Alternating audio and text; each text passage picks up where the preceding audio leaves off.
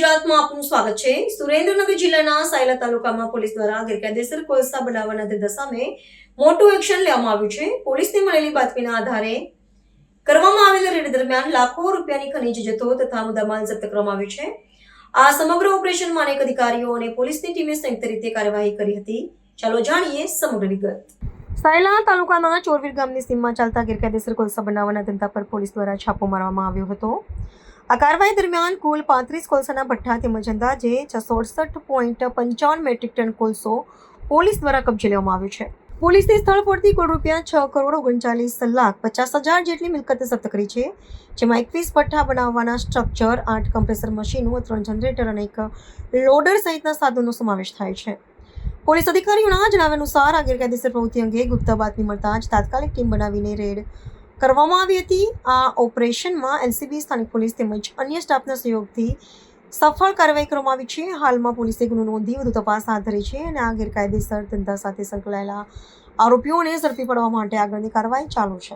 23/3/2026 રોજ લીંબડી ડિવિઝન ઓફિસની ટીમ તેમજ લીંબડી ડિવિઝનની અંદરથી અલગ અલગ પોલીસ સ્ટેશનમાંથી કર્મચારીઓ સાથેની એક ટીમ બનાવી અને એલસીબી જે બ્રાન્ચ છે એમની 2 પીએસઆઈ સાથેની ટીમોની મદદ લઈ અને સાયલા તાલુકા અને મૂડી તાલુકાની અંદર આવેલા જે ગેરકાયદેસર કાર્બોસેલના કૂવાઓ જે છે કે જ્યાં આવી રીતે કાર્બોસેલનું ગેરકાયદેસર ખનન થાય છે એને પકડવા માટે થઈ અને જે છે એક આયોજનબદ્ધ રીતે રેડ કરવામાં આવેલી છે।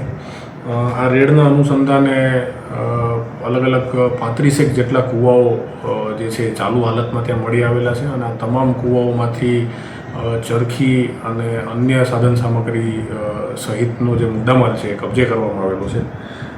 કુલ મળીને 700 મેટ્રિક ટન જેટલો કાર્બોસેલ જે છે એ જગ્યા ઉપરથી પકડવામાં આવેલો છે અને લગત જે ખાણ ખનીજની ટીમો છે એમને બોલાવી અને એમને સાથે રાખી અને આ જે સમગ્ર મુદ્દામાલ છે એને કબજે કરવામાં આવેલો છે।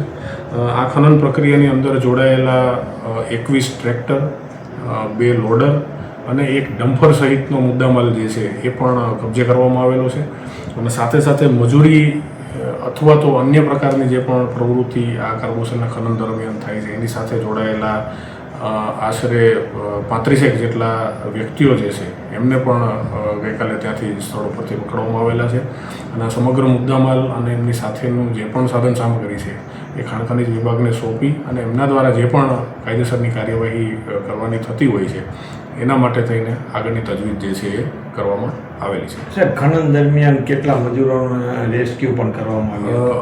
ખનન દરમિયાન અલગ અલગ 5 જેટલા કૂવાઓમાંથી આશરે 21 જેટલા મજૂરોને બહાર કાઢવામાં આવેલા છે।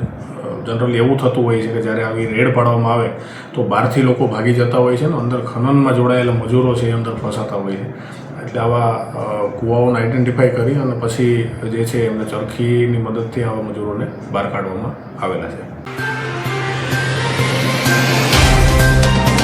तो व्हाट्सएप, ट्विटर, फेसबुक, इंस्टा जहाँ भी आपका अकाउंट है, इसे शेयर बटन के द्वारा वहाँ पर शेयर करें।